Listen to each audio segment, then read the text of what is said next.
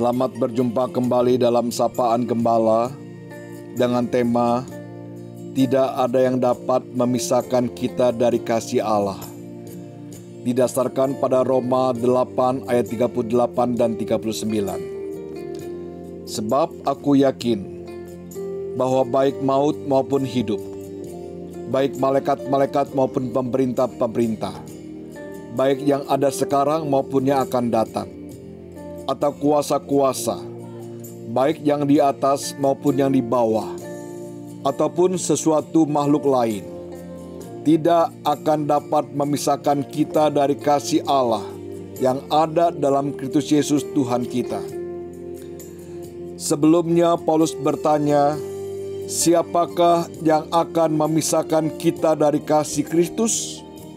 Kata siapakah menunjuk kepada oknum tertentu atau juga kondisi tertentu. Memang ada begitu banyak bahaya yang dapat mengancam hidup orang percaya. Seperti yang diungkapkan dalam ayat 35, yakni penindasan, kesesakan, penganiayaan, kelaparan, ketelanjangan, bahaya, dan pedang. Daftar bahaya ini bisa diperpanjang lagi seperti sakit penyakit, kematian, penderitaan, kecelakaan, bencana alam, ketidakadilan, kejahatan, dan lain sebagainya. Semuanya adalah penderitaan yang nyata, yang tidak menyenangkan kita, dan setiap saat dapat menghampiri kita.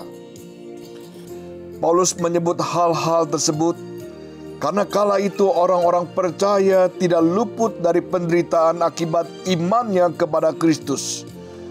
Bahkan ia sendiri pun mengalaminya. Tetapi Paulus meyakini bahwa semua itu tidak dapat memisahkan orang percaya dari kasih Allah, termasuk yang namanya kematian atau maut. Kematian memang sangat ditakuti manusia dan merupakan pemisah yang sangat besar. Namun bagi orang-orang percaya yang ada dalam Kristus, kematian bukan lagi yang dapat memisahkan kita dari kasih Kristus.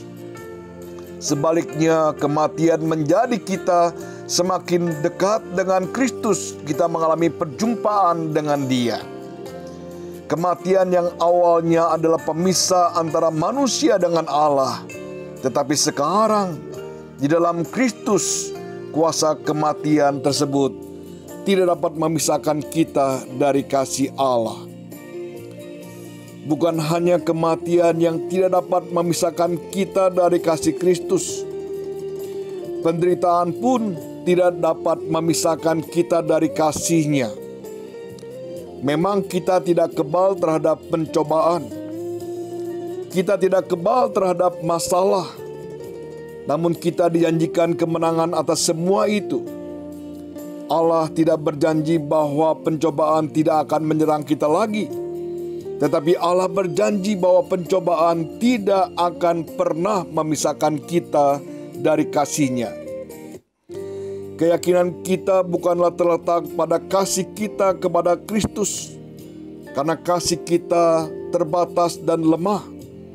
Tetapi keyakinan kita terletak pada kasih-Nya yang besar kepada kita.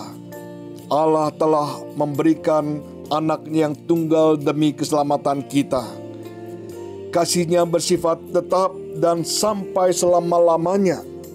Karena kasih-Nya kepada kita, maka segala sesuatu pun telah Allah lakukan dan akan terus lakukan terhadap kita, termasuk penyertaan, pertolongan, penghiburan, pemeliharaan, dan sebagainya, akan terus-menerus kita alami. Apa yang Paulus katakan kepada jemaat di Roma juga dikatakan kepada kita yang hidup pada zaman ini.